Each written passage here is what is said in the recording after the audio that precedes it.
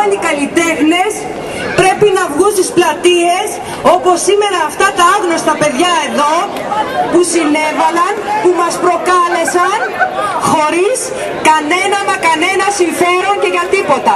Όλοι οι καλλιτέχνες, όλοι οι επώνυμοι στους δρόμους. Ας φτάσει αυτό κάπου να το ακούσουν κάποιοι, γιατί όλοι έχουμε δώσει σε αυτούς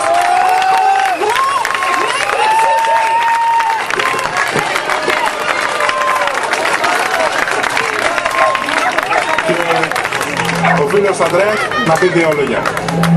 Στη συνέχεια της ομιλίας της συμπολίτησάς μας να πω κάτι πολύ σημαντικό που το πιστεύω εδώ και πολλά χρόνια. Αν δεν αλλάξει η κατάσταση και δεν αποκτήσει ο κόσμος, οι συμπολίτες μας, όλοι οι Έλληνες ένα επίπεδο στην παιδεία, στην κουλτούρα, στην καλλιέργεια, που στο διάλογο οι καλλιτέχνες θα πωλήσουν την τέχνη τους. Όποια τέχνη κι αν είναι αυτή. Από τη μουσική, τη ζωγραφική, τη γλυπτική, το θέατρο, αν δεν κατεβούν κάτω, να δώσουν αυτά που έχουν στον κόσμο, να αναπτυχθεί το βιωτικό και το πνευματικό επίπεδο. Πού θα πουλήσουν την τέχνη τους. Αυτό.